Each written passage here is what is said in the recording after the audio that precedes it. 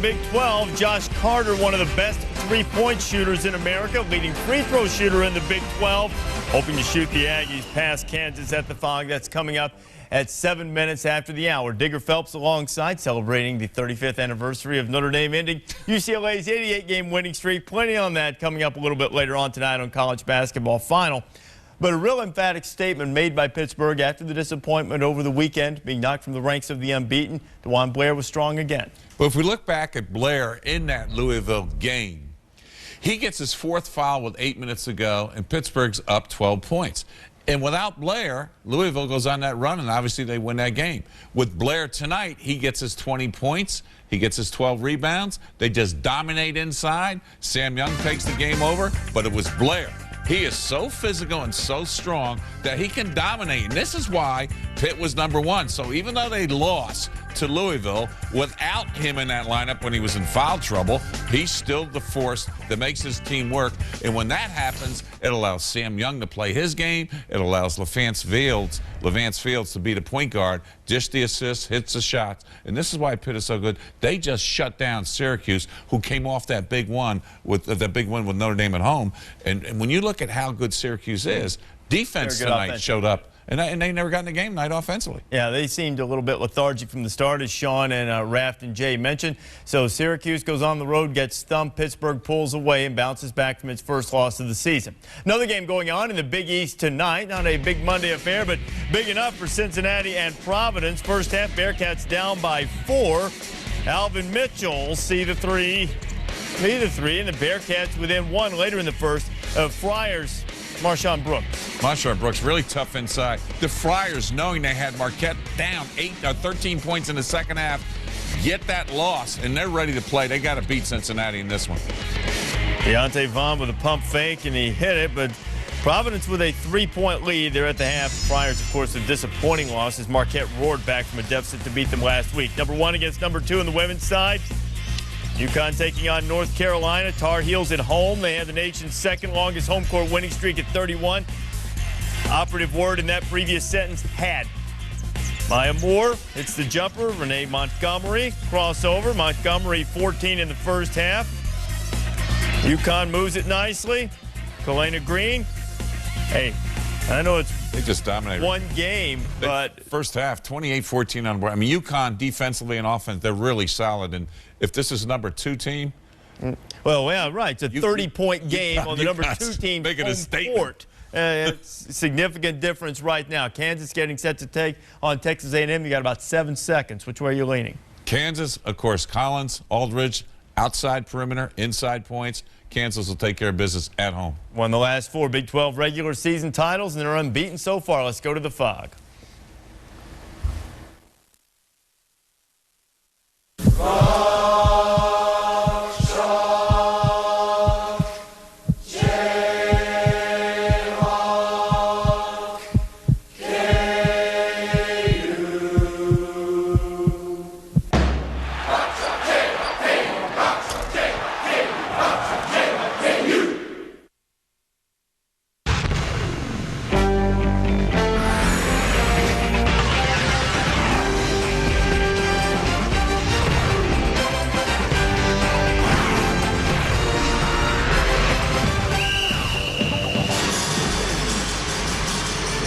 Welcome to ESPN Big Monday, presented by Bud Light, all a part of ESPN Campus Connection Week. Tonight, the last team to win here at Allen Fieldhouse, the Texas A&M Aggies, try to repeat history at the storied home of the Kansas Jayhawks. Hi, everybody. Ron Franklin, and welcome to Allen Fieldhouse. And I'll have to say, personally, for over 25 years, I've had the great opportunity to come into this famed old arena and do basketball games. The color, the pageantry, and some of the greatest named coaches who have had huge effects on college basketball have come from KU. The Baron of the Bluegrass, Adolph Rupp, of course, from KU. And Dean Smith, one of the winningest coaches in the history of the game, also from Kansas, and there are many more. Speaking of head coaches, Grant Frischella joins me on the telecast as usual, and you do everything thinking like a coach What are your impressions coming into a building like this, friend? You come in as the opponent, Ron. You have to treat this like a business trip and not a vacation or a trip to a basketball shrine. The challenge tonight for Texas A&M is to block out the 16,300 people in this great environment, in this venerable edifice, and focus on what's important on this basketball court. Take us through tonight's Star Watch and who they will be. Josh Carter, one of those from Texas A&M. Josh Carter, one of the best three-point shooters in Big 12 history.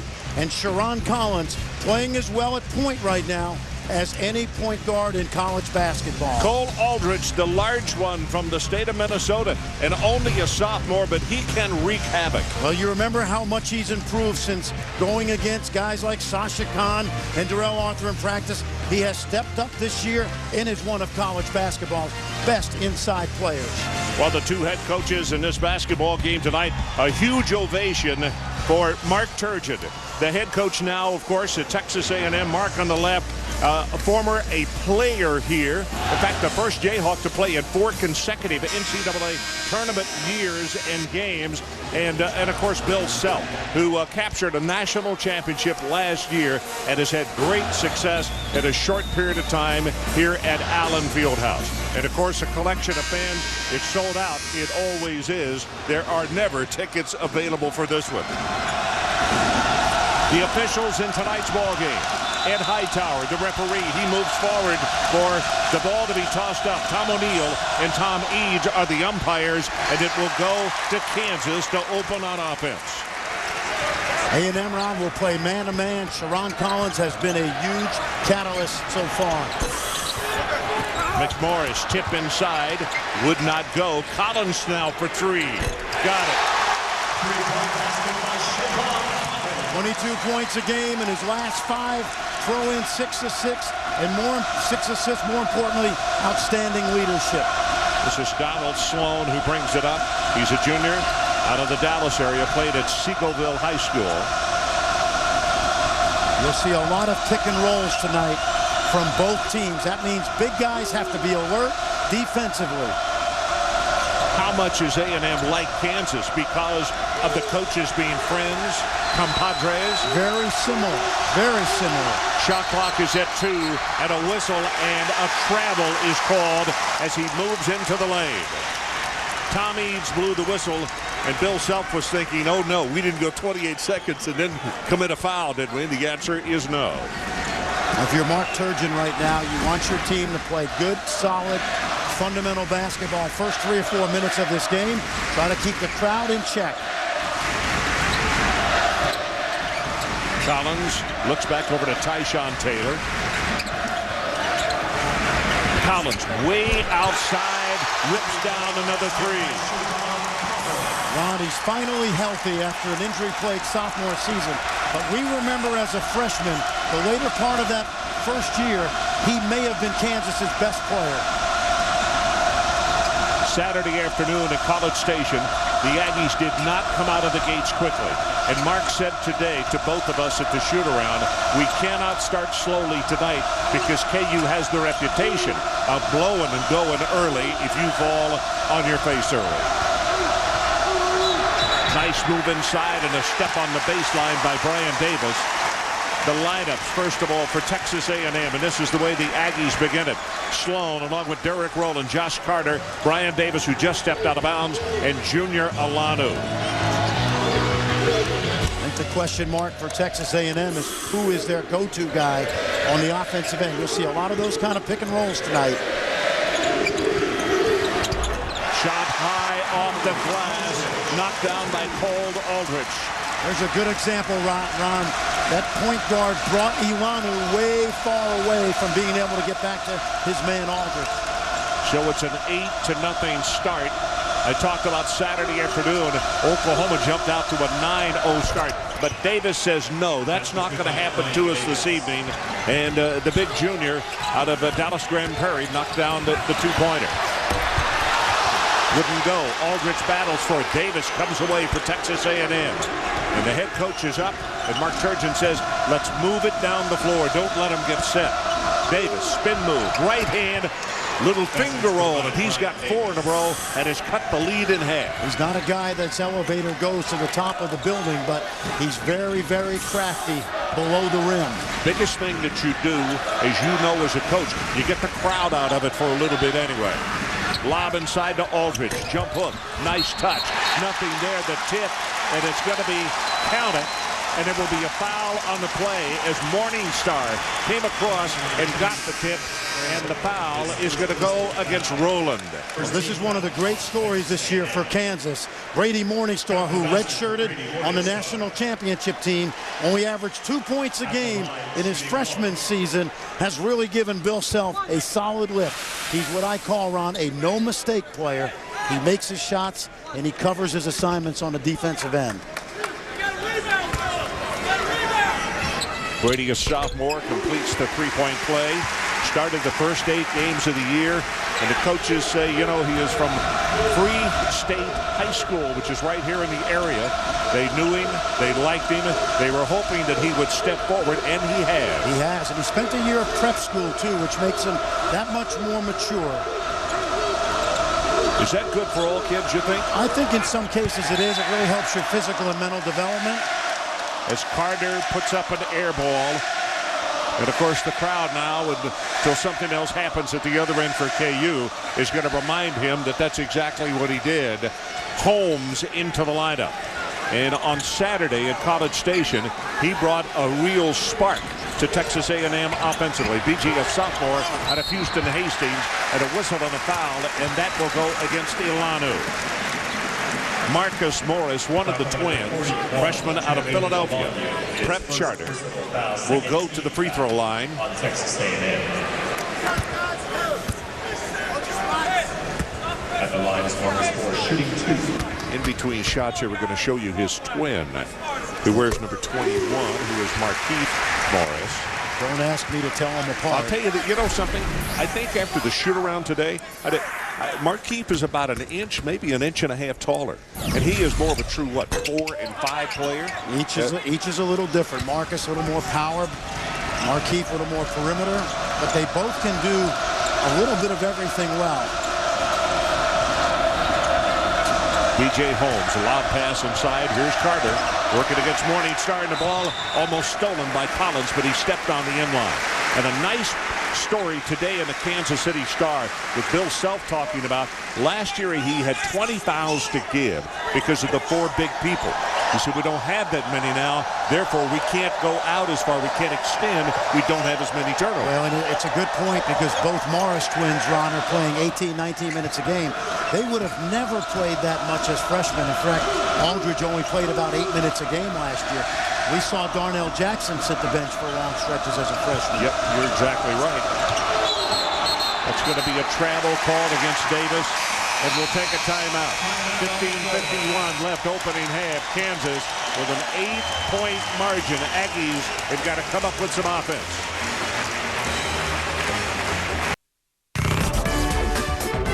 ESPN's exclusive presentation of college basketball is presented by Bud Light. The difference is drinkability.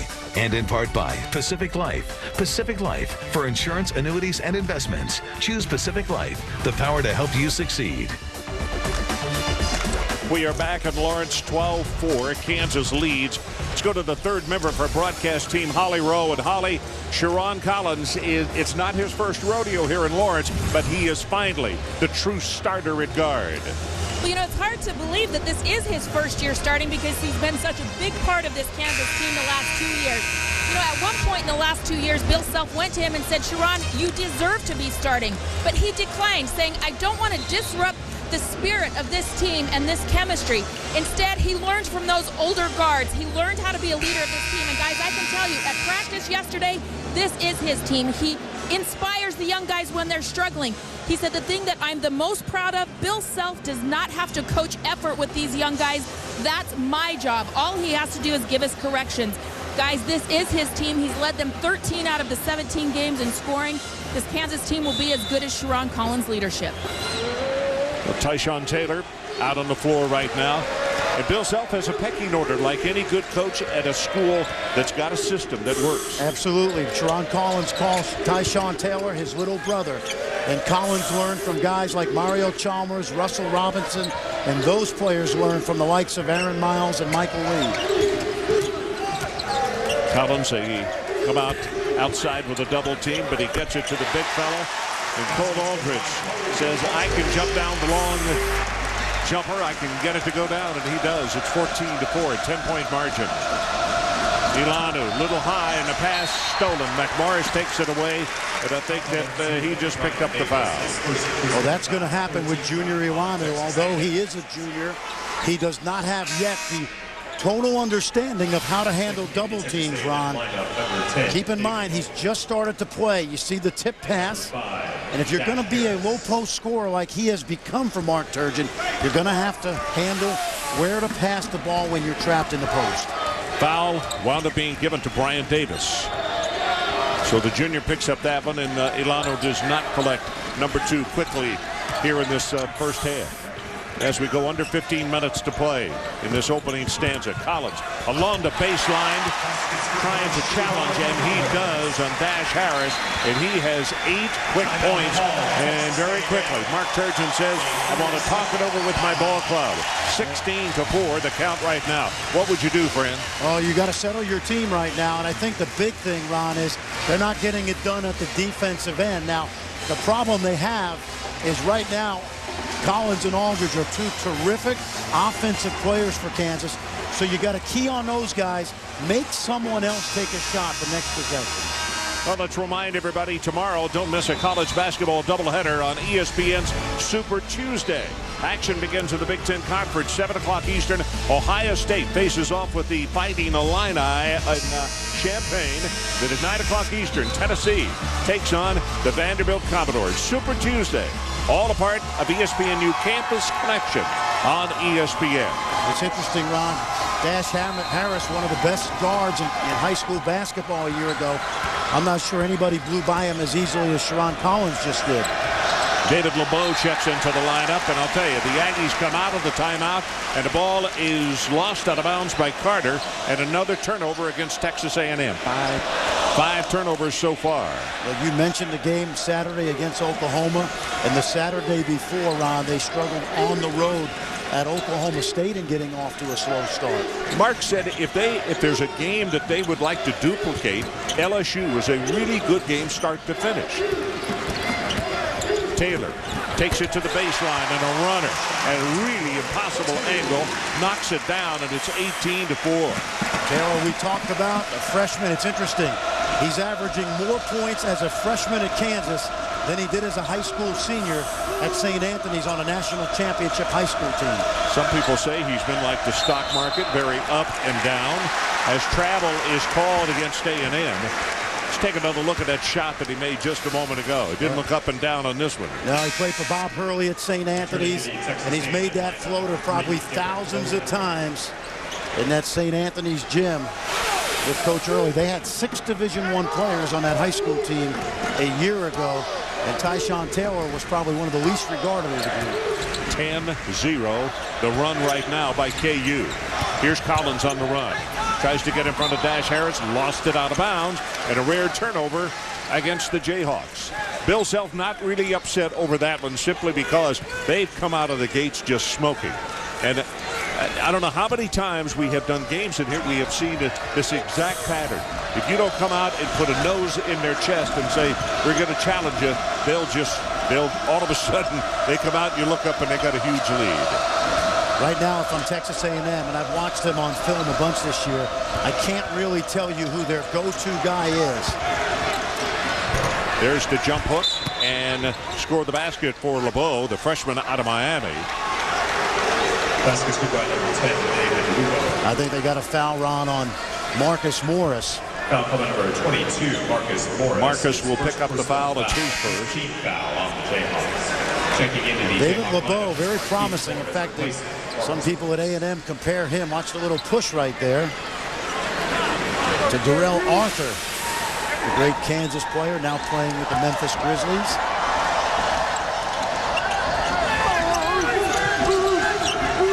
9-6. About to go into 13 minutes first half. Nice pass back over the shoulder. A little too hard by Davis. The follow inside won't go. Still in the possession of A&M and now taken away by Morningstar. Well, that was a good effort on the backboards by Brian Davis and David LeBeau. Collins. Offensive foul. And Mark Turgeon came out of his seat blind, saying that's great defense, to applaud the youngster out of Los Angeles, California. Well, you remember when he got blown by Sharon Collins. This time he stays right in between Collins and the basket. That's excellent, Ron. You're absolutely right. Moved his feet well, never let Collins get a piece of that baseline. I think Baron Davis, he considers his mentor, who's a very good friend of his father's. Ball on the floor, Ilano dribbling in traffic. Has it stolen. Collins takes it away out of the wing. Saved. And here's a pass back out to Aldridge. And Taylor will reset it. Aldridge could have pulled the trigger on that one, but he didn't. So Kansas goes into a little half-court set. Inside Taylor, and you see the nice, gentle touch right there as he kisses it smoothly off the glass. 20-6 KU.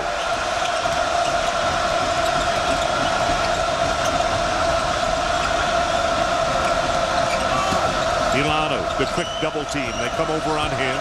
Comes right back inside against Aldridge, and he is going to be called for travel. Had the position, took one step too many. Well, he did a little better job right there, Ron. He saw the double team, used his dribble to get away from the basket, made the move on Aldridge, just took the extra step. Meanwhile, his head coach was up, and he was saying, Marquis, you were to have come from the weak side to help double on the play, and you didn't. If you didn't walk, we get a basket scored out. Inside ball taken away. Ilano comes down with it, and he almost lost it as Harris fell down. Sloan.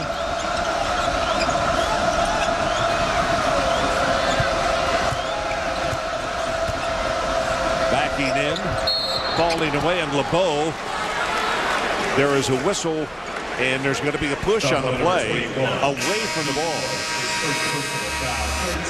So we'll take a timeout. We'll be back with more from Allen Fieldhouse in a moment. 14-point Kansas lead.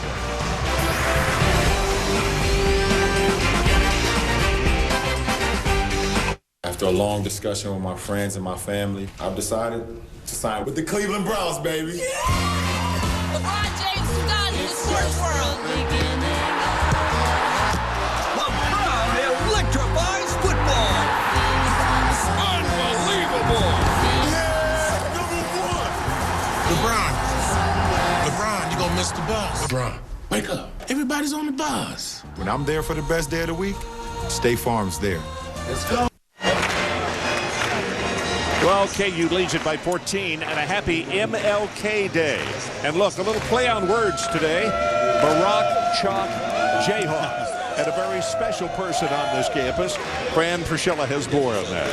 Well, John McClendon, Ron, it's kind of fitting that on Dr. King's birthday and in light of what will happen in Washington, D.C. tomorrow, that one of basketball's civil rights pioneers went to school right here at KU and was a student of Dr. Naismith. And I got a chance to meet Coach McClendon at the end of his life at the Final Four. And he was to me what he was to everybody, a true gentleman. And in fact, first black coach inducted into the Basketball Hall of Fame. There would be no John Thompsons and Tubby Smiths and Oliver Purnells without Coach Mack. And it's fitting that we're here on Martin Luther King Day, like I said. And he was a protege and one of the last basketball proteges of the great Dr. James Naismith. He was indeed a gentleman. You're right. Time is back in. That last foul was called on Markeith Morris, his first. And going to the line is LeBeau.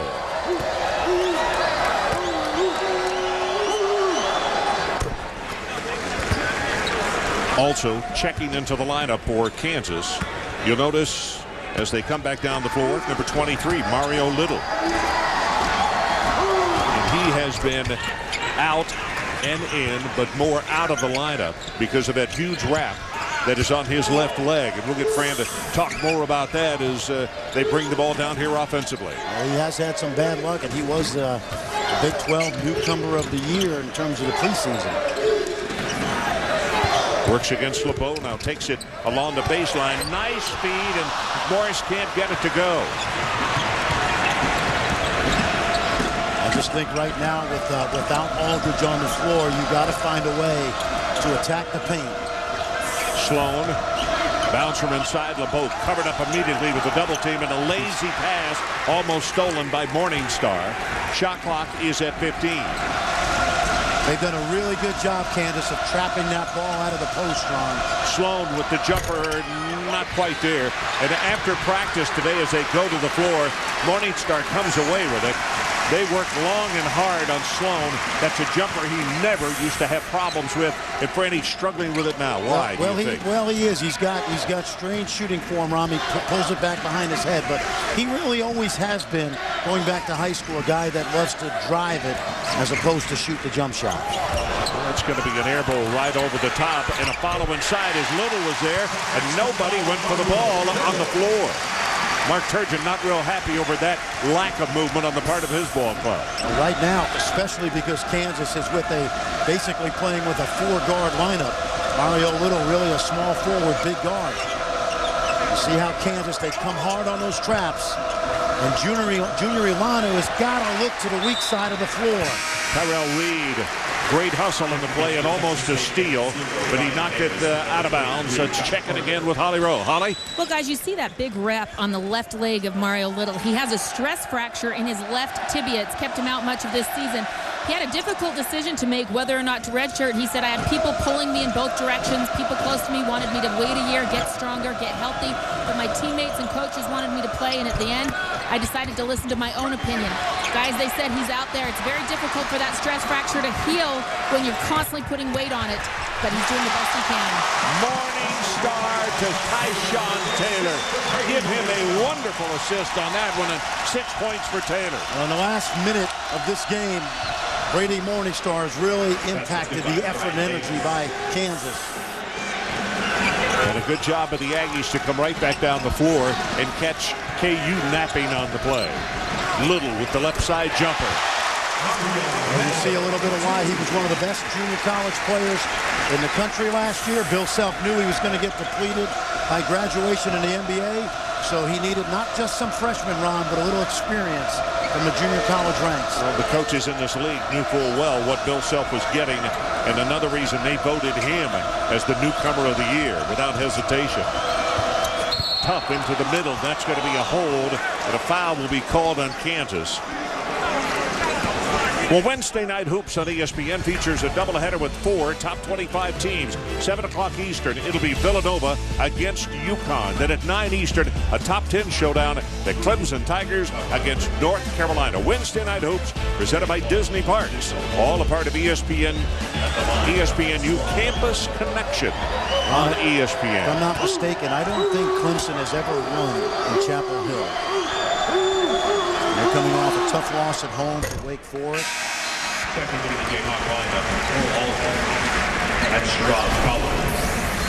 Of course, when you talk about Clemson, Trevor Booker, the junior, has been an outstanding player in the resurgence of the Tigers. And Tyler Ansborough, of course, Coach Knight will be keeping an eye on whether he's traveling in the low post. But certainly one of college basketball's best and last year's National Player of the Year.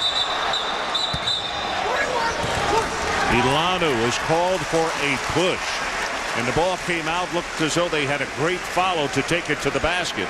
Markeith Morris for KU picked up his second foul on the play to send Sloan to the free throw line. Ilano, that's his second. 14th foul on the Aggies.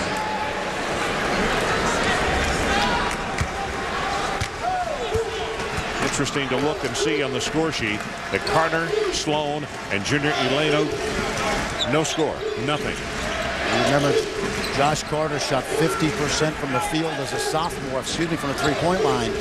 But that was with A.C. Law manning the point. They have not had a pure point guard really since A.C. left. Little. The bench for Kansas up because they know what Mario Little has been through with those injuries, and they're letting him know they appreciate him. 29-10 with 8:27 until halftime. And hey, let's go to the studio. Let's check in with Reese Davis. Reese, what do you got for me, partner? Brian, got a little Sports Center right now in the NFL. Rex Ryan has agreed to a 4-year deal to become the Jets head coach. The erstwhile Ravens defensive coordinator taking over the Jets program and replacing Eric Mangini. And earlier tonight on Big Monday, Pittsburgh bounces back from its first loss of the season. Sam Young 22-6, a 78-60 victory over Syracuse. Sports Center after hour game. Stay current with ESPN News. Okay, Reese, great job as usual, my friend. 19-point lead, and let's go back and take a look at that last basket by Little. What a sweet rotation. Well, most importantly, Ron, Brady Morningstar, this is why he plays for Bill Self this year. He gives you great effort on the defensive end. He makes open shots, but most importantly, he is not a ball stopper. He moves the basketball to the player who needs to get it, and he makes Mario Little look pretty good on that play. Walk-up is checked into the lineup. Nathan, a sophomore out of Houston.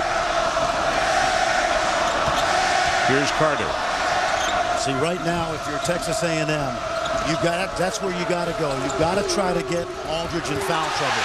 Aldridge with the block on Davis. Problem is, Davis does not elevate.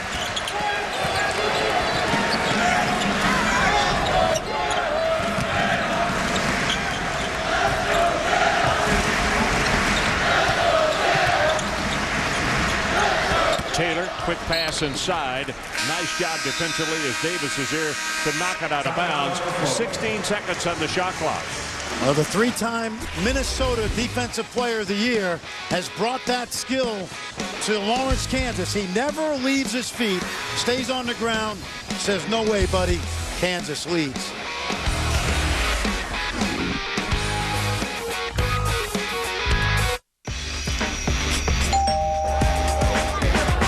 Your pizza delivery guy. Well, come on in, man. What you waiting on? Mouth-watering toppings, fresh-baked pizzeria taste. It's not delivery, it's DiGiorno. Rock, Jayhawk, KU. Rock, Chalk, Jayhawk, KU. Rock, Chalk, Jayhawk, KU. Rock, Chalk, Jayhawk, KU. Rock, Chalk, Jayhawk, KU.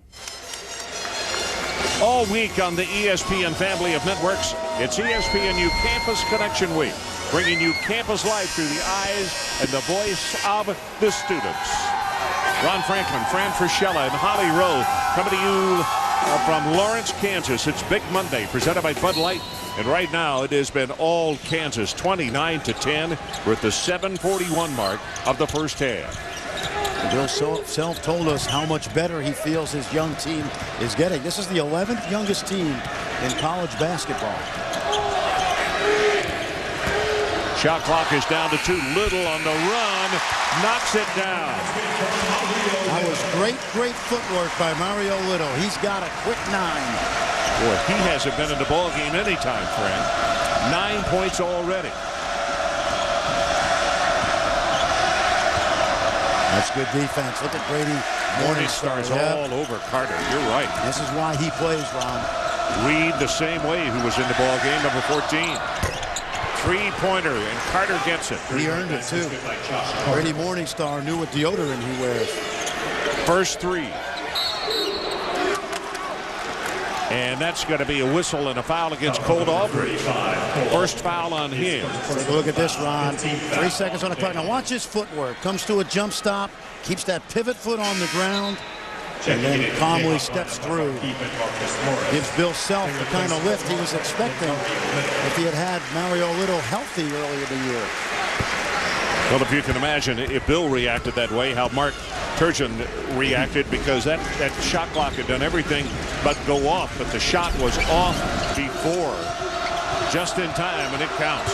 Sloan falling away, and that's going to be a whistle and a foul called against Tyrell Reed, the sophomore out of Burlington, Kansas. Son of a coach. He, like Brady Morningstar, only averaged 2 points a game as a freshman. Bill Self told us today, got to get a little bit better defensively. He certainly, when he's making shots, he gives the Jayhawks a huge lift. Well, we've talked a lot tonight about Mark Turgeon coming back home, played for 4 years at KU, and also coached here. he was a lot the same way under Larry Brown. As he said today, I didn't score a lot because I was told I better not shoot. He said, in fact, he had one ball game where he was 5 of 5, had 10 points, and came out the next ball game, had a great screen, was wide open, shot the jumper, got called to the sideline. He said, I was chewed out for a minute. He said, I hit the shot, which was 6 in a row. But Coach Brown said, I had not planned on you shooting that much tonight. Well, he did play with Danny Manning for 3 years. and Ron Kellogg and Curtis Hunter and a pretty good group of guys. In fact, they went to the Final Four in =86 when he was a junior. Along the baseline, and that foul is going to be called. Now, let's see. I think walk-up. Yeah. Well, born February the 5th, and there's a look at the now head coach at Texas A&M. Turgeon earned a scholarship at the University of Kansas. And Larry Brown played in 4 straight NCAA tournaments, becoming the first KU player to do so. And after graduating, he became an assistant coach on Larry Brown's staff. So obviously, Larry Brown thought a lot of his ability. Morningstar for 3. Too hard off the back iron, and that's Sloan who rebounded. One of the things about Texas A&M guards, Ron, they only shoot 36% right there, right inside the arc. That's going to be a travel. Well, if you want to see a stark contrast, Mark Turgeon, 1984, and Mark Turgeon now. This is what happens when you become a coach, Ron. You get gray hair. Oh, I thought you were going to say a different haircut. No, I knew it. Oh, 31-15 our score. We're now under 6 minutes to play. Or you could be like our producer, Eric Posman, and lose your hair. You could go either way. Gosh, thank you if he coached. He's coaching us, and we're driving him nuts. Well, I guess you're right. Nice inside. And I think Walkup just picked up another foul. Foul number 45. Well, you know, people forget. They forget how good this Kansas team was a year ago and how many players left to go to the NBA. And they get off to the slow start, but you can see signs of these freshmen starting to really step up. And, of course, Aldridge and Collins, the go-to guys. This is Taylor.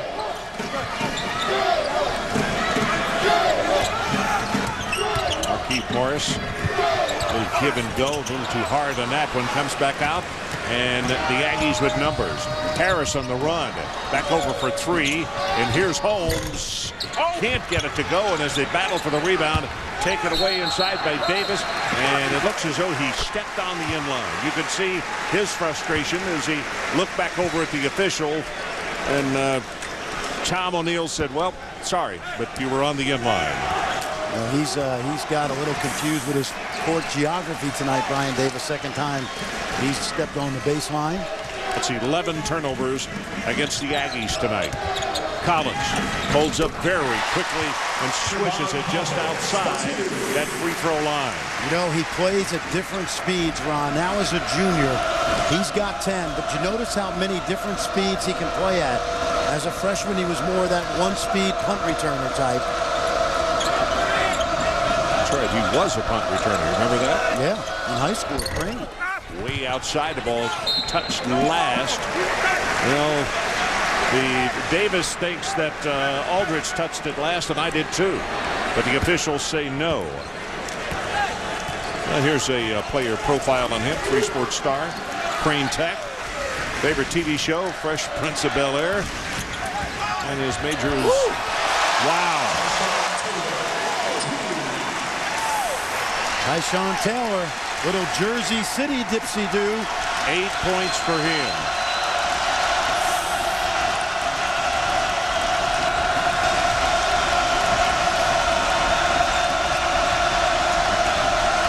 Here comes that double team. You better look to the weak side.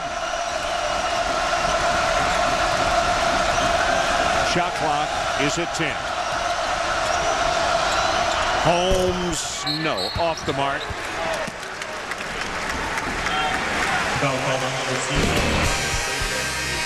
Well, we talked about Tyshawn Taylor, young man from St. Anthony's in Jersey City. You learn that on the metal backboards with no nets. It works out here, too.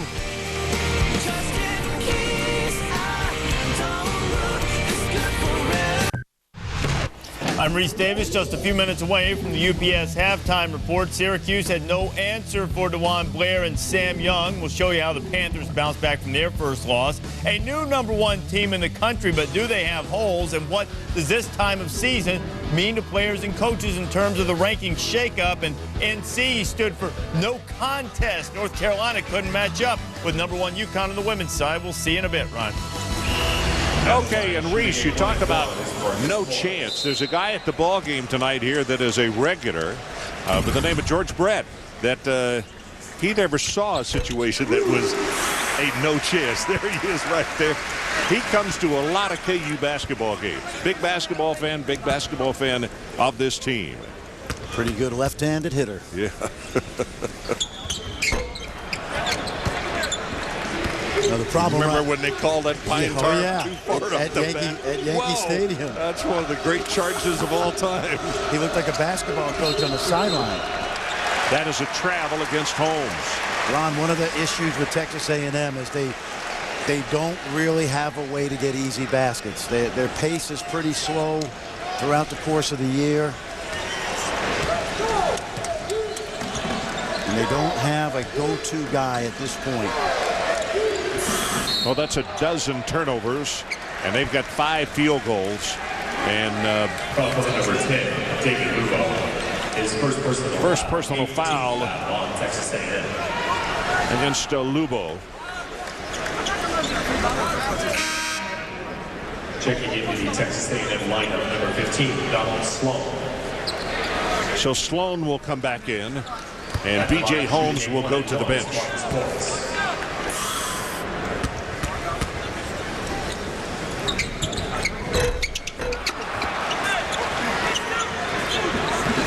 36-15, under 3.5 minutes to play. If you throw it into the post right now, you're going to get double two. So now they're going to go some pick and roll. It's a good little player, Harris. Not a great shooter, but an excellent penetrator.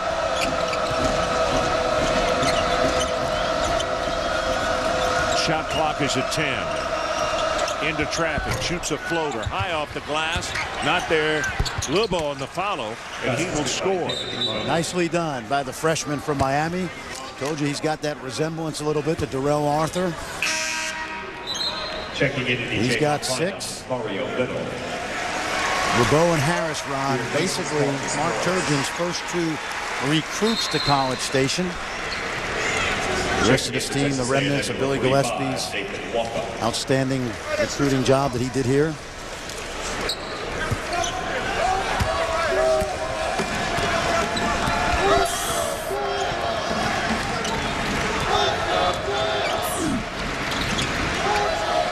Morning Star looking inside to Aldridge. Now Taylor. A lot of screens. Frees up Sharon. Collins with a very quick release. They battle for it on the floor. Morning Star takes it away, misses a 2-pointer. Walk up on the rebound.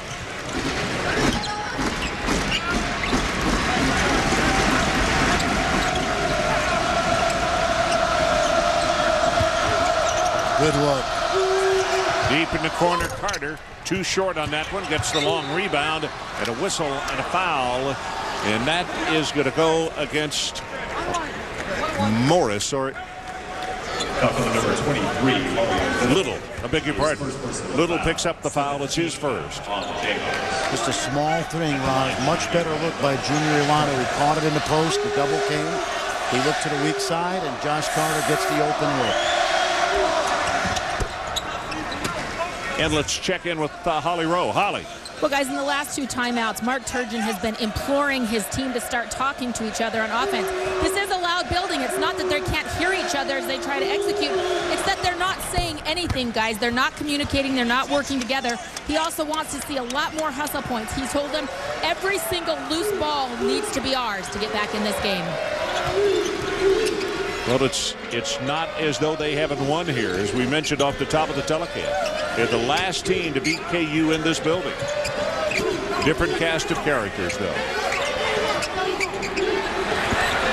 Aldridge loses it on the floor. Walkup battles for it. And he is going to be called for the foul. Battling for it on the floor with Little. And they'll shoot another couple free throws. His third personal foul. You know, just to run a follow-up on what Holly said, when they were playing the Kansas video in the pregame warm-up, every Texas A&M player was staring up at the video, watching Wilt Chamberlain, Danny Manning, Mario Chalmers, almost like they were in awe. If I ever took my team into an opposing building like this, I would huddle them up around me and not let them watch the festivities going on in the arena because they look shell-shocked. You know, we mentioned today at the shoot-around, one of the guys was taking pictures of the inside of the arena here. You've got to treat this like a business trip. Little gets the first one. I'll tell you, that video that they show, because of all the All-Americans and because of the 5 national championships, that video can be rather intimidating if you allow it to be. It's great if you're a fan, but not if you're coming in here to play 40 minutes and go toe-to-toe and try to get the first punch in. Anytime you go on the road against a team like this, you must be more aggressive than the team that's playing at home. Sloan, yes, rattles at home, and it's a 2. Basket's good by Donald Sloan. Solid, slow motion move by Sloan. Good rhythm. And tomorrow, don't miss a college basketball doubleheader on ESPN's Super Tuesday. Action begins in the Big Ten Conference, 7 o'clock Eastern Time. Ohio State takes off the Fighting Illini, and that ball game is in Champaign. Then at 9 Eastern, the Tennessee Volunteers against Vanderbilt. That one at 9 Eastern, Super Tuesday, all a part of ESPNU Campus Connection on ESPN. Well, Ron, you saw the game Saturday at home against Oklahoma, where A&M did not come away with a win. Now they've got Kansas, Texas. So the first 5 games, let's face it, it's a brutal start for Mark Turgeon. Things lighten up a little bit as you go on in the season. But at some point, you got to try to steal one on the road, win your home games. You got to now make up for the loss at home to Oklahoma. And Holly, let's check with you for more. Well, guys, a lot of people making a big deal about Texas A&M's stretch of difficult schedule today. And so I talked to the Senior Associate Commissioner of the Big 12, Tim Allen, about how the schedule is made.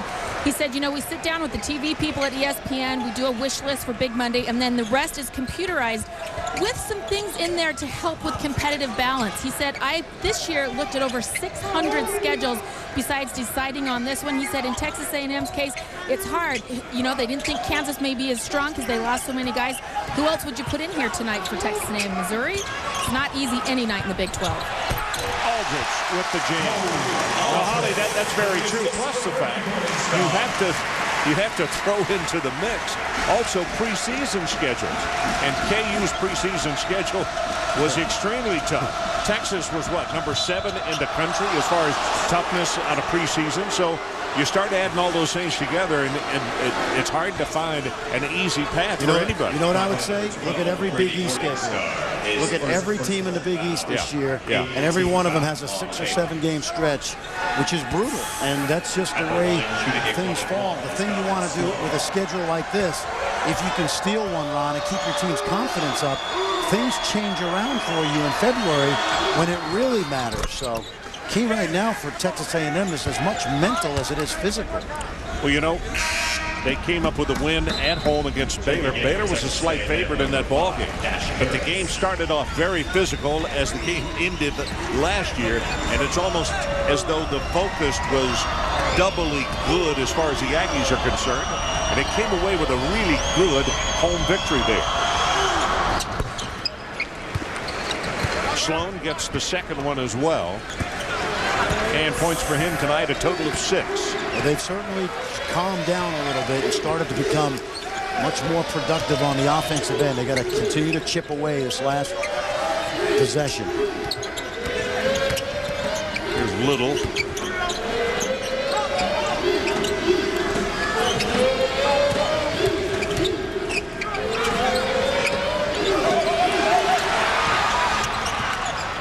Almost lost it. Now it is lost and taken away again by Collins. Shot clock is at 3. Down to 2. Collins with the jumper, an air ball. So a shot clock violation. And Sloan off in the middle, stolen by Morningstar. Little at the other end, put it up for an alley-oop, and the clock runs out. We are at halftime. Texas A&M 23. Sharon Collins, his first half, 10 points, and let's check in with Holly Rowe. Holly? Coach, your team has gotten off to some slow starts here lately. What's the problem tonight again? Well, turnovers is a big thing. I think we're about 15 of them. It's that last one right before half. It's inexcusable. Bad decision, just traveling 30 feet from the basket. And I thought we gave them some second chance points early when we got the crowd into the game, got them going a little bit, and got behind. So didn't play well. KU played pretty well. We got to get better. All right, thanks, Coach. Okay, Holly, our score at halftime, Kansas 40-23. Now let's join Reese Davis and Digger Phelps with the UPS halftime report. Gentlemen. Big Monday presented by Bud Light. All a part of ESPNU Campus Connection Week. We're at the legendary Allen Fieldhouse in Lawrence. Halftime score, KU 40 and Texas A&M 23. And as far as looking at that first half of play, a guy who was not that heralded has had an outstanding first half. Not a stat book stuffer, but really has helped lead his team. Coaches love guys like this because, you know, you got two great players in Aldridge and Collins, but Brady Morningstar has started for Bill Self, and this is why right here. He moves the ball. Hustle play leads to an easy basket. Dribble penetration, finds Cole Aldridge down the lane. Here's a hustle tip-in for a guy that's only 6'3" in among some big guys. And then he plays solid defense. He's always in position, and he doesn't make a lot of mistakes. Roger Morningstar, his father. Pretty good player here in Jayhawk land. Played on a Final Four team in 1974.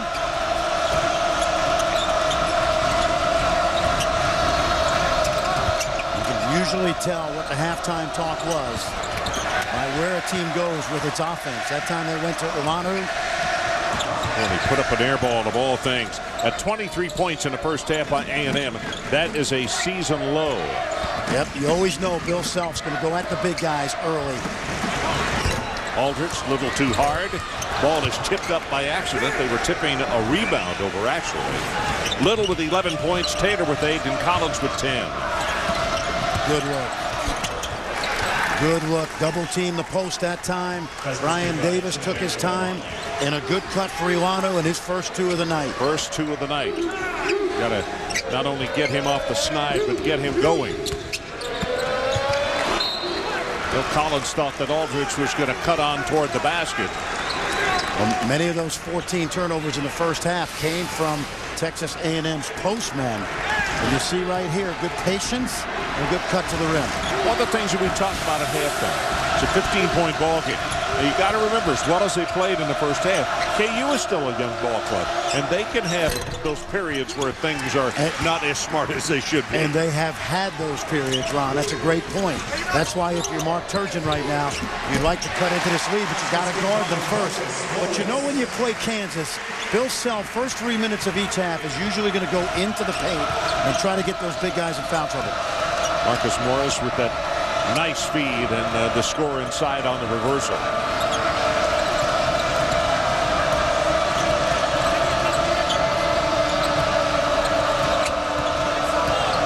You're going to feed the post. You need a better angle than from where Dash Harris was. Rolling for three. That's not his game, Ron. Sorry to interrupt, but these guys do not shoot it well from behind the arc. Here's Taylor. Throws it right into the back of Carter, and the Aggies come right back in a finger roll and scored the basket right there with an easy one for Dash Harris. That's a great point, easy one, because they had no fast break points in the first half, and Harris has that speed and quickness to at least let you get out in the open court. So it's 42-27. Again, a 15-point ball game. Aldridge banging, trying to field the contact, gets a shooter's roll. Okay, you know what Bill Self told his team in the locker room? Let's go inside to Aldridge and Morris, because that's where the ball is gone. Carter lost the handle, threw it back, picked up by Collins, and he will score the easy 2. Holly Rowe, you've got more. Well, I spoke to Kansas coach Bill Self at the half, and he said, you know, we are a young team. My biggest concern here is we've had big leads this season, and we've given them up. We haven't been as aggressive. He said, in fact, the last 6 or 8 minutes of that first half, we lost our aggressiveness. He said, we have to get that back to start this half. Also, he pointed out that despite the 17-point lead, Kansas actually got out-rebounded in that first half by 2 by the Aggies. He said, we have got to go to the glass. Well, those coaches look for any advantage they can get, don't they? Here's a negative, guys. Well, it's funny. You're not going to get a lot of offensive rebounds if you're Kansas when you shoot 60% from the floor. So I think he's just picking at some little things. You're right. Yeah, I think so. Morningstar gets the rebound. Tell you what, Tyshawn Taylor quietly has been under control tonight as well, Ron. Coach Hurley has put out some great players, and I'm wondering and looking at Tyshawn, his pedigree is good enough coming in that, you know, he could leave at KU with a very long list of positives. He's a great point. Yep, he reminds me of a combination of Chalmers and Russell Robinson. Yeah. He's got that toughness of Robinson. He's got Chalmers' length, and he almost, and he's wearing his number too, 15. Well, Bill Self wanted him to come close a moment ago, and he always sprints to the bench, and he's right there to listen and see exactly what Coach wants him to do. Does he always carry it through? You know what's funny about that? I find it hard to believe that Coach Hurley, they were talking in the fall, and Tyshawn Taylor told him, he said, Coach, Bill Self is actually harder than you are on me. And if you know Bob Hurley, and you've been to those practices, you know that can't possibly be true. You don't think Coach Hurley was, he felt slighted, do you? You know, it's interesting because one of Mark Turgeon's great games as a Jayhawk was shutting down David Rivers at Notre Dame. Digger Phelps is David Rivers. I know Digger is listening in the studio. And David Rivers, of course, a great player at St. Anthony's in the early and mid-'80s. Way outside, Holmes. And the shooter, he's going to go to the line for 3, and Taylor with the foul. We'll take a timeout. 48-27, KU. Well, this is a different Kansas team, Ron. You got a lot of freshmen, so you got to coach them on the fly.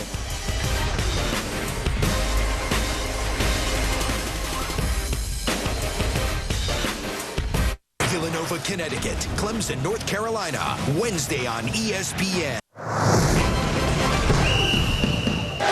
Collins holds up very quickly and swishes it just outside that free throw line. Aldridge. Cole gets back down low. Morningstar thought about finding the 3. He'll take the 2. Down low. One-handed sledgehammer from Cole Aldridge. All week of the ESPN family of networks, it's ESPNU Campus Connection Week, bringing you campus life through the eyes and voices of the students. Sean Levine on your left, and that is Nick Peterson on the right, his color analyst, and you could hear their play-by-play on that huge dunk by Aldridge just a moment ago. When we come to Lawrence, I don't want you to get sick and have to get a replacement like Sean Levine, or he may Wally Pipp you.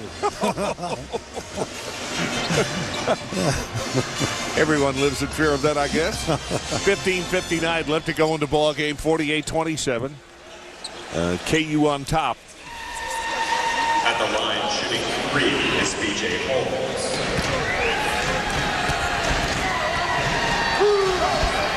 This is a young man, Ron, I've been really impressed with. B.J. Holmes played limited minutes as a freshman this year. Been a nice spark for Mark Turgeon off the bench. Outstanding three-point shooter. He came in last Saturday with a lot of emotion and helped his ball club pick up some slack. Just a moment ago, Taylor picked up the foul. And so it was from beyond the arc, so 3 attempts, and he made all 3.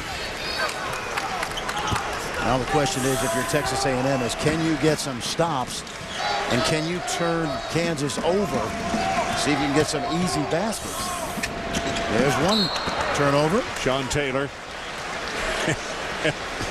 And the interesting thing is, Tyshawn, if you're going to turn it over, don't hit the head coach in the head with the pass. That accentuates your early retreat to the bench.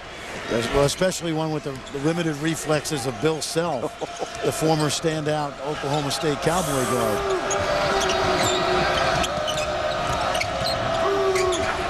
Williams off the mark a little bit. And as they hustle for the rebound, Ilano could not get a handle on it and knocked it out of bounds. I mentioned Texas A&M earlier. Their guards are in a quandary, Ron, because they shoot about 36% from behind the arc, 36% from inside the arc, and you don't want to be jacking threes.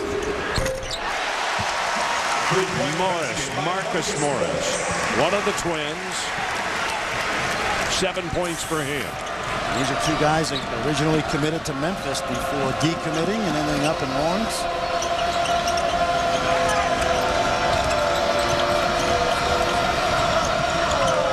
"15 minutes left in our ball game. Along the baseline, the ball blocked. Aldridge got a hand up, and Morningstar was fouled by Davis. Wednesday Night Hoops on ESPN features a doubleheader with 4 top 25 teams. First at 7 Eastern, Villanova takes on Connecticut.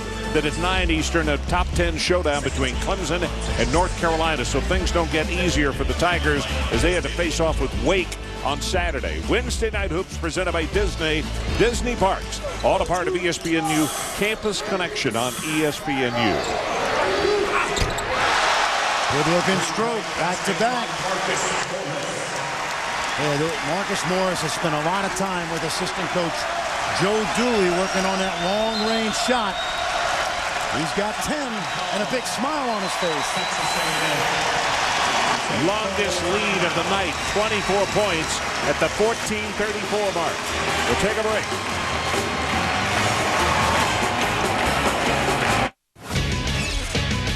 On SportsCenter, from buzzer beaters to overtime winners, man, we are jam-packed with fantastic finishes. Plus, the Cardinals dealing with some anger issues and a few sports heroes you can believe in. SportsCenter, next. Everyday value menu, huh? Yeah, I mean, I got a Junior Deluxe burger for $1. Junior breakfast burrito. Yeah, it's a great deal for $1. I wish I knew that they had the everyday value menu, because I would have brought more than $1. So you walk out of the house, you're like, this will do me for the day. If it got my great-grandfather through the day, it should get me through the day. Have you heard of inflation, by the way? Yeah, it makes balloons go up. The new everyday value menu at Sonic. Got $1? Then drive in for a variety of great food, like a Junior breakfast burrito, or grab a Junior Deluxe burger for just $1. Sonic's new everyday value menu. All this for $1 each. I'm Reese Davis, SportsCenter right now. The Jets have their new coach, Rex Ryan, agreeing to a 4-year deal to take over for Eric Mangini. Ryan, together, had great Ravens defense. It came within a step of the Super Bowl. Former #1 team in the land, Pittsburgh, coming off its first loss to Louisville over the weekend, drills Syracuse by 18. Sam Young had 22. SportsCenter after the game. Stay current with ESPN News. Thanks, Reese. 54-30 our score. 14 minutes and now 30 seconds left in our ball game. It's been all KU. The dilemma if you're A&M right now is you got to score on most every possession in the half court, because you're not getting anything easy off of your defense or in transition. That's not easy to do. Collins, long three.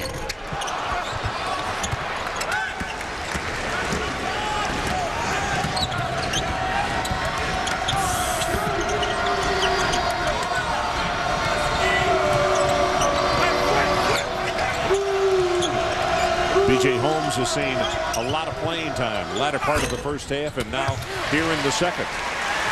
Well, he's the one guy on the floor in terms of the backcourt guys that can consistently make open threes.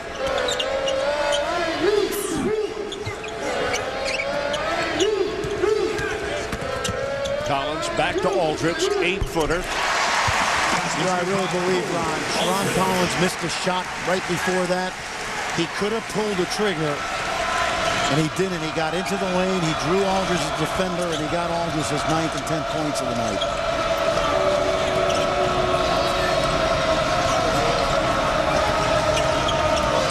B.J. Holmes, left-handed dribble, deep in the corner to walk up. Three-pointer, no, and Aldridge got away with a push inside, came down with a rebound. Collins at the other end. Nope. Now, that's one he didn't need to take.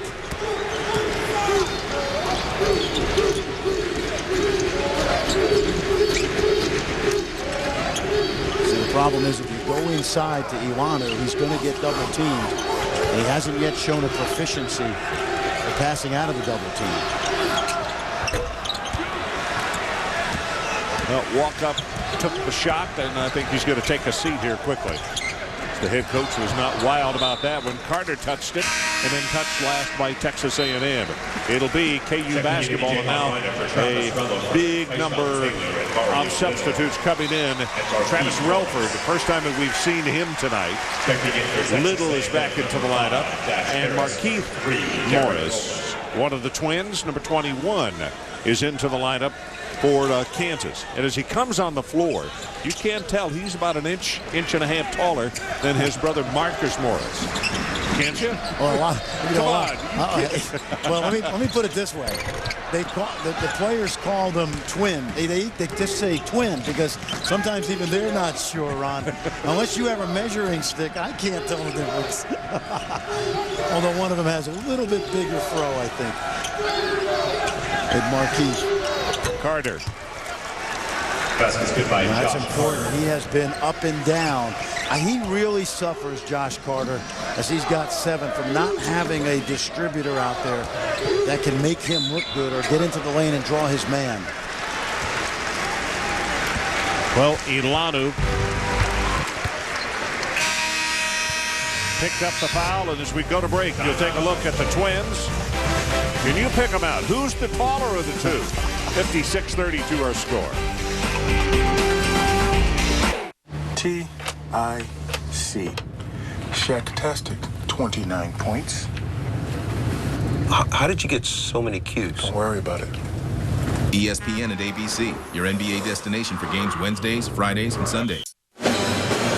Kansas leads A&M 56-32 with 11:43 left to play. Well, Kansas football on one of their great streaks in school history. 20 wins in the last 2 seasons, and in due part to this quarterback, junior Todd Reesing, who is rewriting the school record books as a career and season passing leader.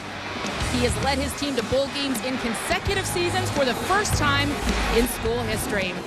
Todd joins us now, and you know, last season you finished 8-5, the year before the Orange Bowl. How would you describe what you guys are doing to turn around the football program here? Well, it all started with Coach Mangino and the attitude he brought when he first came to KU. And he's really instilled a sense of discipline and teamwork in this team. And we fought together the last 2 years and really fought as a team. And you know, these guys work that I play with, and we have a great team camaraderie. And to be a part of this team, what we've done is really something special. You've already accomplished a lot, but coming forward to next season, you'll be a senior. You have 2 receivers back who both caught over 90 catches this season, which is just remarkable. What do you point to your offense to accomplish?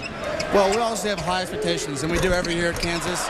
But having both those guys, Carey and Briscoe, coming back, 2 great targets, 2 of the best receivers in the nation, in my opinion, makes it easy for me. And with the offensive line coming back, a few guys, and Jake coming back, we have high expectations and hope to do big things next year. Well, your basketball team did big things winning the national championship last year. How inspiring is it for you to sit here in Allen Fieldhouse and watch a game and know that you want to try to get this same type of support? Well, it's amazing, and you know, the basketball has always had a lot of tradition here. And to come to these games and see the enthusiasm and all the fans, it's a great atmosphere. And I'm just glad that we brought that to football now, and to have that two-way sport go at Kansas is pretty special. Dare we say this is a football school now? It's both. We got basketball and football here now. All right, well, guys, they introduced him here a few minutes ago, and he got a huge ovation, so they know who their quarterback is here at KU. Yeah, Holly, he is well-loved and for great reason. I thought his touchdown pass against Missouri last year that had to literally be a teardrop in an area of no bigger than about 2 feet. And he dropped that thing in so perfectly, and it was the game winner. The kid is a winner. He always has been. He's never listened to, you're too short, you're too slow, you're too this, you're too that. All he does is go out and find a way to compete with you, and many times comes away with a victory. And I'll tell you, having Briscoe back next year, he can play for anybody in this conference, trust me, or anybody else in the country. And Meyer's not a bad backup quarterback. Oh, listen, you know, what else can you say about Kerry Meyer? Yep. He was a guy who was a starting quarterback. His brothers had played at K-State, you know, and all of a sudden he loses his quarterbacking job to a small freshman quarterback. And you know what? All he did was come back and say, I'll play any place, any way I can help this program. And his head coach said he is the most popular guy on campus because of that. And I don't argue with him. I think it's probably right on. Way outside is Rowland, and a three-pointer. Rolls it around, and it goes out. So it's the first points for him tonight. 3 points for Rowland. Rowland and Sloan, high school teammates, best friends, getting a chance to start in the backcourt for the Aggies. Nice job by Morris. Established position before the pass got there, and it's going to be a jump ball, and possession arrow says it'll stay right here. I mentioned early in the broadcast, Ron, both Morrises averaging about 18 minutes a game, and they should really consider themselves fortunate that Kansas has lost so much to attrition to the NBA and graduation, because guys that came before them really didn't play the amount of minutes they're getting to play. Guys like Aldridge and Sasha Khan, Darnell Jackson. Little, boy, hey, Fran, that is a quick release. It doesn't take him very long, does it? No, it doesn't. He's still having the. You see, he's not playing with the pad on his left hand, which he fractured in December. Mario Little, he had a stress fracture in October on his left foot. Then he broke his hand in December. Junior college All-American from Chicago, Illinois. Finally giving Bill Self and the Jayhawks a lift. He's got 13 points tonight. Under 10 minutes to play. Good help defense. Rolling for another three, and he got it. All of a sudden, 6 points for him. That's pretty good, Ron. Rowland only shoots about 31% behind the arc. Those are much-needed baskets for Mark Turgeon. Relford had it blocked, and also looks as though he might have been fouled on the way to the basket. Bill Self mentioned this earlier. The mark of a young, maturing team is to take a 10-point lead and turn it into a 20-point lead. And right now, you look at the clock, and things are in well control for Kansas, but he's got a chance to play some of these young guys and get them the opportunity to play at a high level of intensity down the stretch. They replace Markeith Morris and Tyrone Lee. Markeith Morris will go to the bench, and the big fella Cole Aldrich at 6'11" will check back in. Morningstar getting a breather right now. We were talking about how a guy can, stuff the stats, and they're still not outlandish, but they're really important as far as being a good team guy.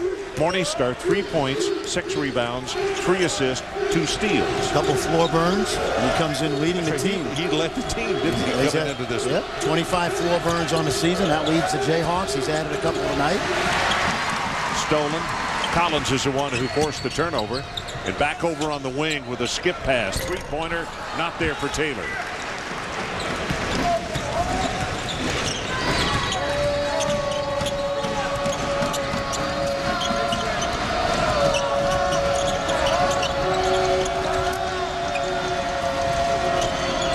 Davis back outside to Rowland. Three-pointer, this one's short. Little will rebound. Well, Rowland was feeling it after knocking back-to-back threes down. Collins. Relford, nope, not there. Out on the wing, Sloan, stolen by Taylor. And he goes down, and Collins was already down. Could you tell what? No, Taylor gets to watch him break up the attempt at the basket, and he comes over, gets a piece of it. It looks like he might have caught that left elbow. He sure did. Caught the elbow to the back of the head. Hey, it's a violent sport out here. Cole Aldrich chipped a couple teeth the other night in that win against Kansas State here last Tuesday night. Checking in the Jayhawk lineup is Brady Morningstar. Morningstar will check in. Taylor will come out. Checking in for Texas A&M number 14, Andrew Darko, and number 15, Donald Sloan. Look at Kansas' schedule right now. They really have an opportunity to go 6-0 to start the Big 12 before they go to Baylor on Big Monday, February 2nd.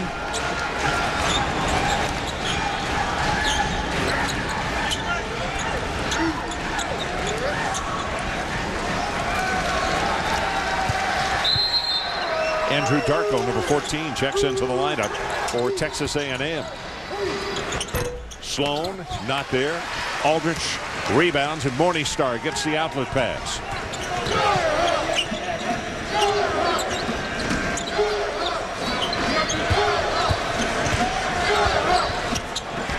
Inside, ball is blocked. Goaltending will be called. 8:05 left in the ball game. It's now 62-38. That's a very smart play by Mario Little. He had the mismatch inside. He took his time, turned on Holmes, and Brian Davis. A little frustration. Ball hits the glass on its way down above the cylinder. On the floor, long three-pointer by Carter.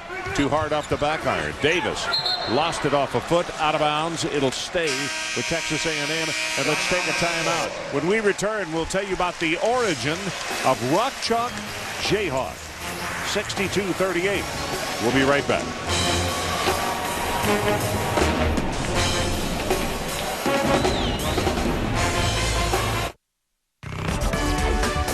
ESPN's exclusive presentation of college basketball is presented by Bud Light. The difference is drinkability. Well, it's ESPNU Campus Connection Week on ESPN. So for extra credit, we asked the student body about the origin of Rock Chalk Jayhawk. The Rock Chalk Jayhawk thing started by a professor named Bailey from Bailey Hall. The limestone. It used to be chalk rock. Kansas has limestone, and it's kind of chalky. A nickname for limestone is Rock Chalk. I'm a freshman, so I don't really know. Rah-Rah Jayhawks, but we changed to Rock Chalk because all the limestones in Mount Orion. Rock Chalk Jayhawk KU. And we'd like to say a special thanks. See the lady in the middle right there? Can you draw a circle around? She is right there. Danny Hoffman.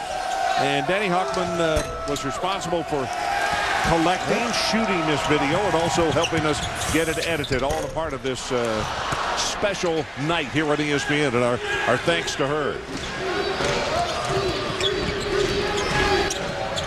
Holmes for three. Too hard off the back iron. And Holly, you've got more on Rock Chalk. Well, I have to give those students an A on their extra credit. They knew a lot about the origin of the cheer, but just a few more details for you.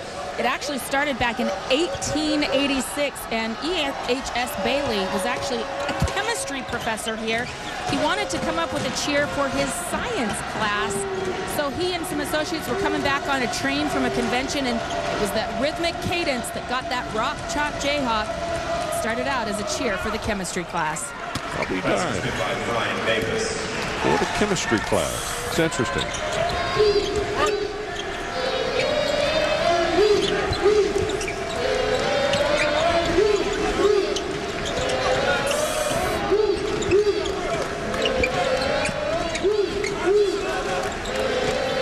Under 7 minutes to play.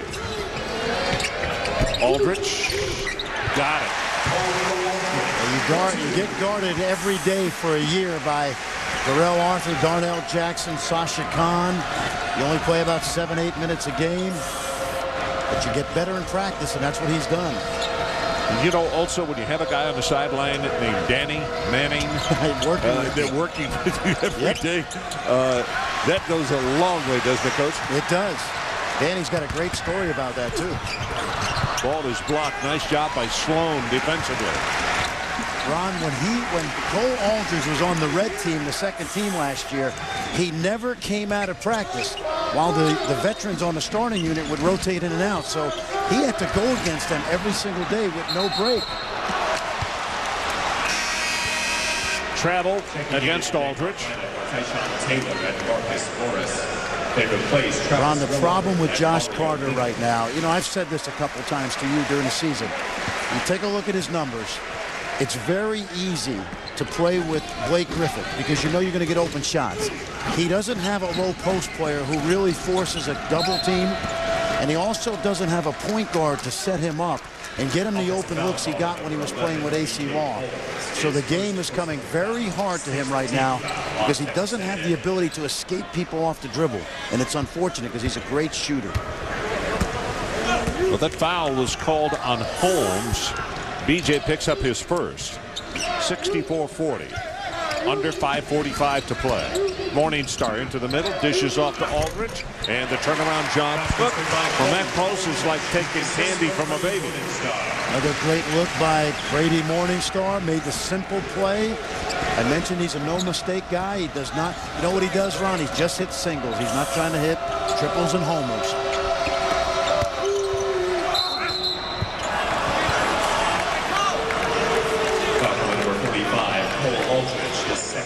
Well, tomorrow, don't miss a college basketball doubleheader on ESPN Super Tuesday. Action begins in the Big Ten Conference, 7 o'clock Eastern. It's Ohio State and Illinois. Then at 9 Eastern in the SEC, Tennessee will take on Vanderbilt. Super Tuesday, all a part of ESPNU Campus Connection on ESPN.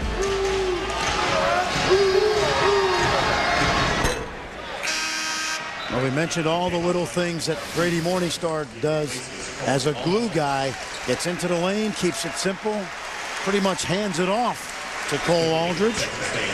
And Aldridge, the recipient. Well, Aldridge goes to the bench, and he goes all the way down to the very end to give a handshake or a fist to every one of his teammates who were up and saying, job well done. And I think they appreciate what the big fella can do, and probably a little too much pressure on him this year. Well, because the fans expect such great things. You know, I think it's a great point. You know, I don't think anybody had pressure on him at the very start of the year. He gets off to the great start, and now he's got to be Wilt Chamberlain for this team. But I just think that the fans, because of the way he came forth last year, surrounded by such greatness, and it's a tougher trip for him this time around.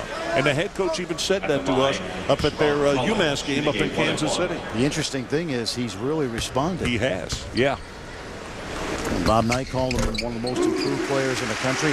And it's interesting because we saw him over the course of last season, even in practice, continuing to get better. And then in the national semifinal game, he did a wonderful job of helping shut down or slow down the terrific Tyler Hansbrough of North Carolina. Collins got that second one as well. Interesting what you can find out about a player. Is Collins now with 999 career points, one away. How much you can tell about a player watching him in practice. And the ball is stolen. I can tell you, Cole Aldridge is one of those guys you never see a complaint or anything. He plays the game, respects the game, and his teammates love him for it. Well, he's a young man from Minneapolis, Bloomington, actually. And I know you remember Randy Brewer, played for the Minnesota Gophers and then on in the NBA. That was his 8th grade coach. And Randy Brewer is 7'2". And he told his mom and dad, he said, your son's 6'8", and he's in the 8th grade. He's got a chance to be an NBA player. It's been pretty prophetic so far in terms of his development. A block right there, and a foul is going to be on Marcus Morris. And Mr. Brewer was not only very prophetic, but he was right on. Randy Brewer wore number 45 in the NBA and at Minnesota, and of course Cole Aldridge wearing number 45. At the line, shooting 2 is Cinnamon.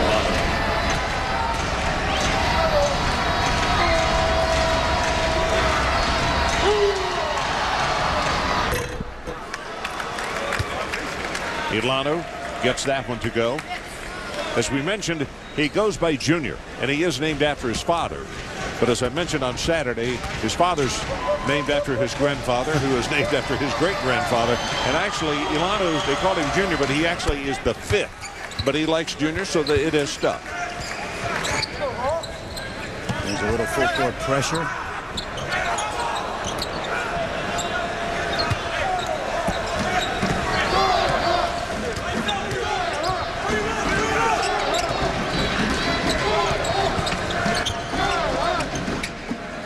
Morningstar out high, takes it into the middle and dishes it off. It'll stay. 17 seconds on the shot clock. Mentioned his father, Roger Morningstar, terrific player here. And I mentioned that 1974 Kansas team in the Final Four. That was the year NC State won it all in an overtime win over UCLA and Bill Walton in Greensboro, North Carolina. Ted Owens, coach of that basketball team. Send our best to Ted. He's going to stay in Tulsa. On the run, shot is off the mark and rebounded. Texas A&M.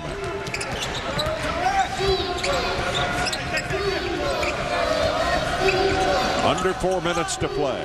There's that double again, Ron. He's not going to get a lot of easy looks.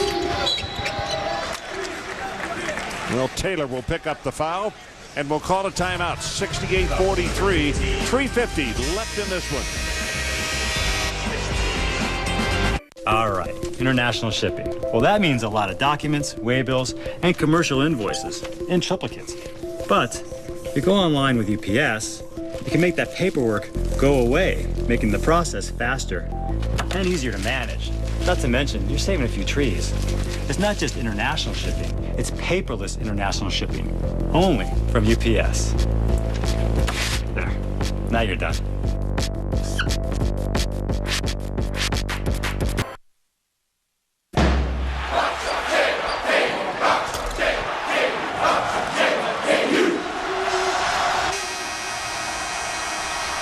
Well, we are back in Lawrence, and you take a look at the national championship banners, and the one right in the middle is the one they collected last year in overtime. 2008, the national champions, in an overtime win over Memphis. Tremendous game. Memphis, of course, Sharon Collins, the hero of that game. The big steal down the stretch. Memphis with an 11-point lead. Slightly over 2 minutes to go. And it was his steal that really was the catalyst for the great comeback. Of course, Mario Chalmers helped a little bit, knocking down that last second. Yeah, you might say he was a catalyst as far as, you know, helping them to stay in the ball game, stay alive, and to go to overtime.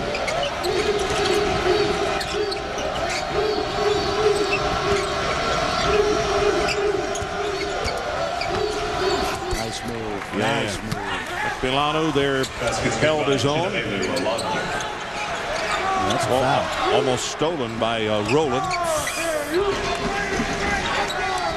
That was a really nice patient move by Milano because he's been double teamed all night. That time Kansas didn't come with the pressure.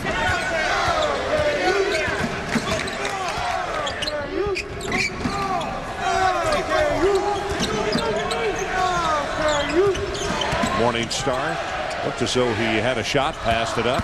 5 seconds on the shot clock, and Collins misses, and a whistle and a hold on the play. Well, April the 7th, 2008, a minute 54 seconds left. Game, 7 points. They're down. Collins dove for the ball, grabbed it, saved it. Robinson kicked it back out to Collins. 3-point attempt on the way. The lead is cut to 4. 11 points, 6 assists, 2 steals. And of course, we know what happened. Kansas went on to win in overtime.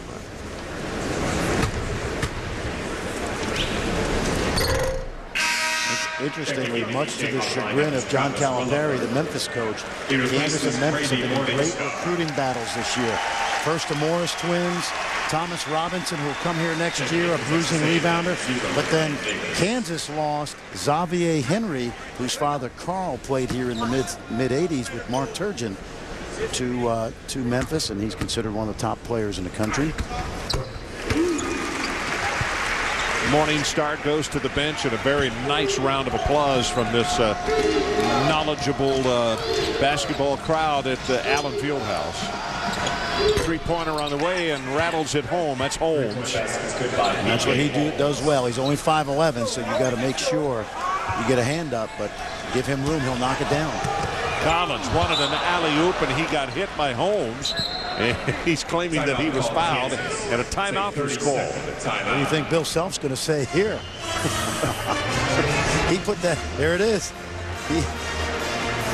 He got those two hands together to put the tee up for the timeout quicker than you could imagine. And this is where you're coaching, Ron. You've got a young team. You've got a 20-point lead. This is the perfect time to do a little bit of teaching.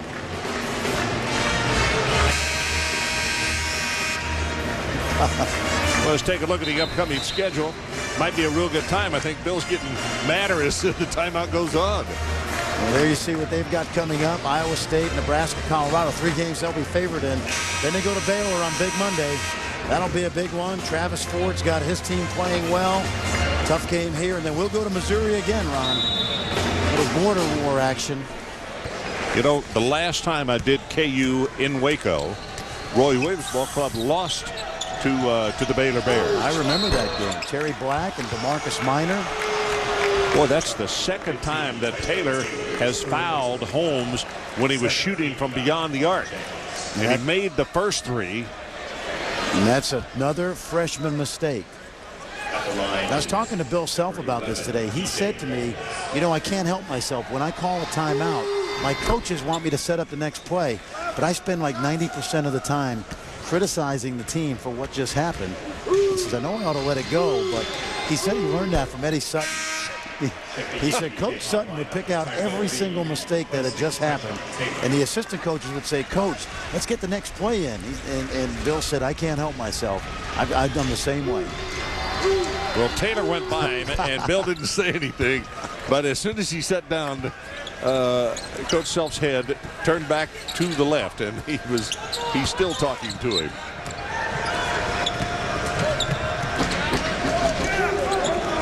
So Collins looks up. 2 minutes, 25 seconds left in the ball game. 19-point lead, KU. Tramp on Collins gets it away. And an alley-oop, Aldridge finishes it. Nice look by Markeith. Yep, Markeith.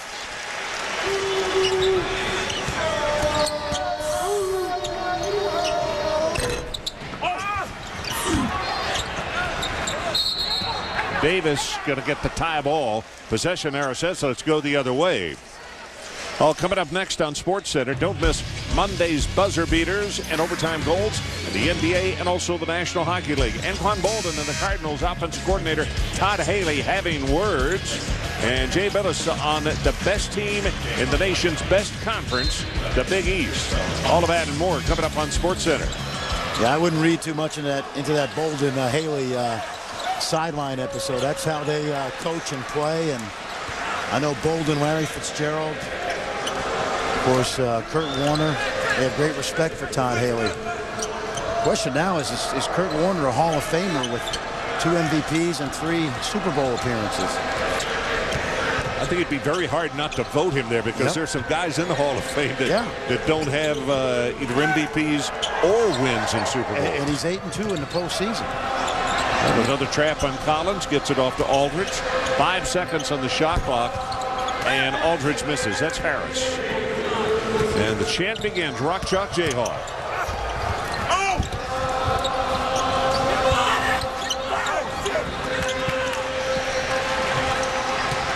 Tyrell Reed gets it back, and instead of dunking it, finger rolled it right over the top. Bill Self's going to try to hustle in the reserves. Connor Tehan, Matt Kleinman, who's been around for 5 years. 50 seconds left of the ball game and counting. Brian Bouchard waiting over there to come in. And right now they want to whistle, exactly. Yeah, they want to whistle. Stoppage in play so we can get out there. Right now they can get it for 41.3 seconds. Matt Kleinman, the only, you know, I just want to plug myself here. Kenny Main Street, episode 12, and yeah, I'm in there for a second. Kleinman saw it. He saw it. Yeah, I'm patron number 2, Ron. And he said, "I loved you in Main Street." And that's why he's my favorite Jayhawk.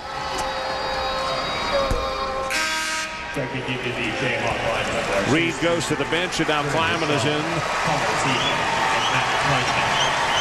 Connor Tehan checks in. Brendan Bouchard in the lineup, number 10. And who else came out there? Chase Buford. Beg your pardon. RC's son. Yeah. General manager of the San Antonio Spurs, former roommate of Bill Self. And here's Buford right here. Tony Parker would not have thrown that pass. But Chase, a good young guy, a sophomore, played on the national championship team a year ago. 73-51, now 30 seconds left in this one.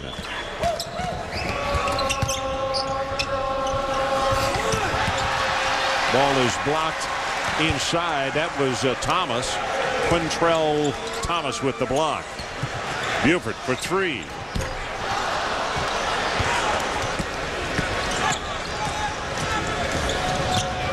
Looks like it's going to be a season low in points for Texas A&M with 53. 4 seconds down to 3. And this one is going to go in favor of the Jayhawks, and it has not been in doubt for a very long time. It's since the very beginning, actually. Final score, Kansas 73, Texas A&M 53. Up next on ESPN Sports Center, and for more on this game, tune into ESPN News for a post-game extra. So the Kansas Jayhawks win it tonight. They got help from everybody on the bench. I'm Ron Franklin for Fran Frischel and Holly Rowe and our entire crew. This has been a presentation of ESPN, the worldwide leader in sports. So long, everybody, from Lawrence, Kansas.